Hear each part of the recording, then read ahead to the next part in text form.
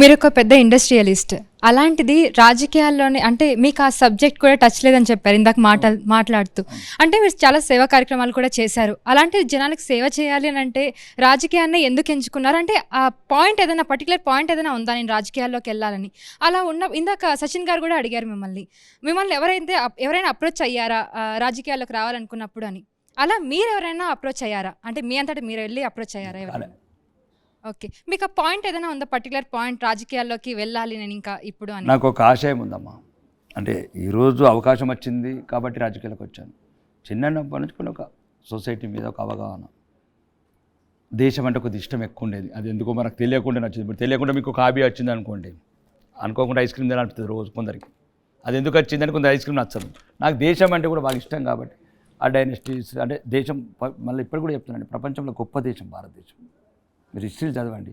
మాకు తెలంగాణకైతే ముఖ్యంగా రాణి రుద్రమదేవి, కాకతీయ డైనస్టీ 18 సంవత్సరాలు ఆమె ఒక మహారాణిలాగా వెలుగొందింది. విదేశాలకు అప్పుడే ఎగుమతి దిగుమతులు చేసిన చరిత్ర ఉంది. కాకతీయ ప్రతాపరుద్రుడు కావచ్చు, ప్రతాపరుద్రుడు వాళ్ళు ఈరోజు ప్రపంచంలో హిందూ వేదాలనే అంటే ప్రతాపరుద్రుడు కొన్ని అప్పుడు రక్షించబడ్డాయి. అంటే రకరకాల కారణాలు కావచ్చు. అంటే తర్వాత ఇప్పుడు చెప్పాను కదా, బ్రిటిష్ ప్రభుత్వం మీద పోరాడిన మంగళ పాండే లాంటి, ఉద్దమ్ సింగ్ లాంటి వాళ్ళు ఒకవైపు దేశం అంటే ఇష్టం కాబట్టి పోరాడిన వాళ్ళు. వ్యక్తిగత జీవితంలో కూడా అలసిపోయినాం. ఏం కావాలో అవన్నీ ఇచ్చేసిండు దేవుడు. మారుతి కారు కొనుక్కుంటే మర్సిడీస్ ఇచ్చాడు, మామూలు ఇల్లు కోరుకుంటే కోకాపేటలో వీళ్ళు ఇచ్చాడు. ఇంకా దేవుడిని ఏం అడగాలనిపిస్తాం? ఇప్పుడు మీరు ఉదాహరణకు టీవీ, ఇది ఆర్టీవీలోకి వచ్చారు, మీరు సాలరీ 50,000 అడిగారు, 5 లక్షలు ఇచ్చాడు అనుకో, ఇంకేం అడుగుతావు యజమాని అని? 50,000 మీరు ఎక్స్పెక్ట్ చేసి వచ్చారండి, మీ కోరిక లోపల రవిప్రకాష్ గారు 50,000 ఇస్తే బాగుంటుంది, 5 లక్షలు. ఇప్పుడు 8 సీట్లకు వచ్చిన తర్వాత కూడా లెజిస్లేటివ్ పార్టీ లేదంటే ఎల్పీని ఎంచుకోవడానికి ఎందుకు కష్టపడుతుంది? మరి ఏం కష్టం లేదు, మీరు కష్టపడుతున్నారు. అదే సింపుల్. ఇంతవరకు ఎందుకు అనౌన్స్ చేయలేదు? దాని గురించి పెద్ద ఆలోచిస్తలేము కూడా. ఏముంటుంది, ప్రభుత్వ నాయకత్వం ఎవరికి ఇస్తే వాళ్ళకి ఇస్తుంది, ఏముంటుంది. కానీ ఎందుకు ఇంకా లేట్? అది ఇప్పుడు మాది మీరు గమనిస్తలేరండి. అసలు ఈ చిన్న పార్టీలను చూసి మాకు భారతదేశాన్ని వెళ్తున్నామండి, 21 రాష్ట్రాలలో వెళ్తున్నాము భారతదేశాన్ని. మాకు వందే భారత్ ట్రైన్లు వేయాలి, విదేశీ ఎగుమతులు పెంచాలి. బీజేపీ అదే చెప్తున్నానండి, మీరు గమనిస్తలేరు. ఇది 142 crores పాపులేషన్. చైనా సముద్రాన్ని ఈదిన చేప పిల్లకాడు ఎదులేకపోతే పెద్ద ఇష్యూ కాదు అంటున్నా. మాకు అదేదో చిన్న ఉన్నమే 8 మంది, ఎవరు ఉంటే 8 మంది కూడా తెలిపి లీడర్ 8. అదే ఎందుకు ఆ పాయింట్ ఏంటి? ఆ తర్జన పర్సన్ ఎక్కడ పడుతున్నారు? ఎందుకని అంత ఇష్యూ కాదు అది, దాంట్లో ఫైండ్ అవుట్ ఇష్యూ కాదు, చిన్న ఇష్యూ అది. దానివల్ల ఏం లేదు, అది నాయకత్వం బిజీ ఉంటుంది.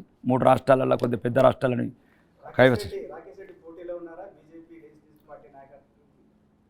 నాకు ఏది పోటీ లేదండి, నాకు ఓన్లీ కావాల్సింది ప్రజల బాగోగులు.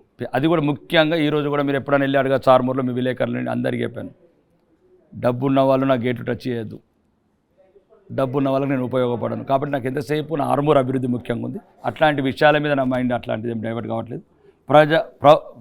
నా పార్టీ ఉందండి, కార్యకర్త ఉంటే కార్యకర్త ఉంటాను, ఎమ్మెల్యే ఉంటే ఎమ్మెల్యే ఉంటాను, ఫ్లోర్ లీడర్ ఉంటే ఫ్లోర్ లీడర్ ఉంటాను. కాదు ఇవన్నిటికి రిజైన్ చేసిన కాశ్మీర్ వెళ్ళిపోంటే కాశ్మీర్, మొన్న కూడా చెప్పాను ఇంటర్వ్యూలో, ఈరోజు కాశ్మీర్ పని చేయమని చేస్తాను కార్యకర్త. రైట్. లక్కీ, చిన్నతనంలోనే మీ పేరెంట్స్ని కోల్పోయారు, తర్వాత ఇంత 100 కోట్ల అధిపతి అవ్వడం అనేది చాలా వరకు వెరీ ఇన్స్పిరేషనల్. సో మీ సక్సెస్ మంత్ర ఏంటో తెలుసుకోవాలనుంది. ఫస్ట్ ఆఫ్ ఆల్ సక్సెస్ అదండి, పాజిటివ్ అండి. ఎప్పుడు ప్రతిదీ మన మీద మనకు నమ్మకం ఉండాలి. ఇప్పుడు సక్సెస్ కాకపోతే ఏమవుతుంది అండి, నాకు అర్థం కాదు. సక్సెస్ అవుతామని పోవాలి. నాకు జనరల్గా కూడా నేను రాజకీయాలకు రాకముందు 4 నెలల ముందు 15 రోజుల ముందు ఏదో కట్టాసన చేయాలని, ఏదో పుట్టినరోజు అవన్నీ ఏదో చేసాం, ఓటింగ్స్లు పెట్టాం. మీరు నచ్చుతామా నచ్చమా, ఒకడు ఎర్రచంద్రం అంటాడు, ఒకడు స్మగ్లర్ అంటాడు, ఒకడు పుష్ప అంటాడు, ఒకడు బిజినెస్ మ్యాన్ అంటాడు, ఒకడు ఇండస్ట్రియల్ అంటాడు, ఒకడు చారిటీ. ఎవరైనా పబ్లిక్లో చర్చకు రావాలండి అన్న తర్వాత నేను ఆ ఓటింగ్స్ కట్టేవాళ్ళు నా నియర్ అండ్ డియర్ ఉంటారు కదా 10 మంది, అందరం కూర్చున్నాం ఇట్లా సరదాగా. నేను ఒకటే చెప్పాను, మీరు అడగండి ఎప్పుడన్నా, ఈరోజు ఇంటర్వ్యూ ముఖంగా చెప్తలేను, బస్ అది అసెంబ్లీ పాసులు ఇప్పుడే రాసుకోండి అని చెప్పాను. అసెంబ్లీ పాసులు ఇప్పుడే రాసుకోండి, నన్ను అప్పటికి ఇబ్బంది పెట్టకండి, ఎలక్షన్ అయిన తర్వాత ఎమ్మెల్యే అయిన తర్వాత అని చెప్పాను. అది రాకేష్ రెడ్డి. ఎస్. అండ్ అలాగే మీ చేతికి నేను ప్యారెట్ గ్రీన్ కలర్ వాచ్ లాగా కనిపిస్తుంది అండ్ రింగ్, ఏమన్నా సెంటిమెంటా లేకపోతే ఏంటి? అది చాలా అట్రాక్ట్ చేస్తుంది. లేదండి, అది జడే అనే ఒక స్టోను, బాగా చైనీస్ బాగా ఇష్టపడతారు. నాకు చైనాతో ఎక్కువ సంబంధం. ఏంటి సార్ స్పెషాలిటీ ఏంటండి అది? Good luck. Yeah, good luck. ఒక్కసారి చూపించే ప్రయత్నం చేద్దాం క్లోజ్అప్లో. ఒక్కసారి. ఎస్, ఏంటి అంటే మొత్తం ఏంటి సార్ ఈ స్ట్రక్చర్ కావచ్చు, ఏంటి మీరు గుడ్ లక్ అన్నారు, ఏంటి స్పెషల్ అంటే దీనికి? ఫ్యాషన్ కలర్ఫుల్గా ఉండాలి నాకు. నేను మొత్తం నా ఇల్లు చూడండి, లేకపోతే అంటే మ్యాచింగ్ సమ్వాట్ అన్నకన్నా కలర్ఫుల్గా ఉండడం ఇష్టము. నావో ఈరోజు నా ఇష్టాన్ని తీసుకుంటాను. మంచి టీవీలు, 7.5 టీవీలు, మంచి విల్లా, మంచి కారు, మంచి డ్రెస్సు. రేపు ఉంటాము ఉండని దానికి ఎందుకు? నువ్వు కూడా ఏదైనా ఉంటే రేపు మొదలుపెట్టు సార్. రేపు ఇప్పుడు ఒకటి అండి, లేనప్పుడు ఇబ్బంది పడ్డాను. చెప్పాను 500 రూపాయల జీతం ఉన్నప్పుడు ఎదురు చూసేవాడిని. అప్పుడు అదే దరిద్రము, ఉన్నప్పుడు ఇదే దరిద్రం. మళ్ళీ లాకర్లో దాచుకొని అక్కడ దాచుకొని పోయేటప్పుడు ఆ పైన అయితే అలో లేదు, లగేజ్ అలో లేదు కదండి ఫ్లైట్లలో. మీరు కూడా ఉన్నంతలో ఎంజాయ్ చేయండి, ఉన్నంతలో మంచి quality of life, quality of dresses, మంచి ఫుడ్. సార్ రాకేష్ రెడ్డి గారు, మీరు పుష్ప సినిమా చూసారా? అవును. మీది ఎర్రచందనం వ్యాపారం కదా, నిజంగా అలాగే జరుగుతుందా? అది 99% అబద్ధం అండి. 99% అబద్ధం, 99%. ఎర్రచందనం అనేది ఒకటి చెప్తానండి. ఎర్రచందనం అనేది ఒక మామూలు కర్ర, ఎట్లయితే టేకు, తుమ్మ, వేప ఎట్లనో అదొక కర్ర. దాని మీద ఒక క్రేజ్ పెంచుకున్నారు వాళ్ళు Chinese. Good luck, they feel good luck. ఇప్పుడు ఒక వినాయకుడు బొమ్మ ఉంటుందండి. నేను ఎర్రచందనం గురించి మీకు చెప్తున్నాను. మనం చాలామంది జడ్జులు వీళ్ళు పెద్ద పెద్ద వాళ్ళు అడుగుతారు భయపడి. ఎర్రచందనం గురించి ఒకటి చెప్తాను. చాలామంది పెద్ద పెద్ద వాళ్ళు అడుగుతారు, అంటే మేధావులు, అంటే సుప్రీంకోర్టు జడ్జిలు అంటారు కూడా అడుగుతారు. ఈ మధ్యన అంటే చెప్తున్నాను. ఎర్రచందనం ఎట్లాంటిదంటే, మనం రోడ్డు వెళ్తుంటే ఒక రాయి ఉంటుందండి, మీరు ఉంటారు తీసి పక్కన పెడతారు. అంటే ఎందుకు కాలుకి అడ్డం తగులుతుంది ఎవిటి వాళ్ళకి. ఇంకా 3వ అతను వస్తాడు, దానికి వైట్ వేస్తాడు. 4వ అతను వస్తాడు, దానికి బొట్టు, పసుపు బొట్టు పెడతాడు. 5వ వచ్చి కొబ్బరికాయ కొడతాడు. 6వ వచ్చి మహాత్యాలు అంటాడు. 7వ అతను వచ్చి జాతర పెడతాడు. 8వ వచ్చి ఆడ హోటల్ కడతాడు. ఇది ఎర్రచందనం. ఎర్రచందనం మామూలు కర్ర. అయితే ఒక్కటి ఏంటంటే, ఆ కర్రలో ఉన్నది ఏంటంటే ఐడెన్సిటీ. కొన్ని ఉన్నాయి, కొన్ని ఈ మెడికల్ వాల్యూస్ కావచ్చు, అంతేగాని దాన్ని బాగా నమ్మకం పెంచుకున్నారు జపానీస్ కానీ, చైనీస్ కానీ, హిందువులలో కూడా. మనకు ఏదైతే వేదాసులల్లా చాలా దాంట్లో ఉన్నది. అంటే దీనివల్ల అంటే హ్యాండిక్రాఫ్ట్స్ కావచ్చు, పూజా విధానంలో కావచ్చు వాడాలని.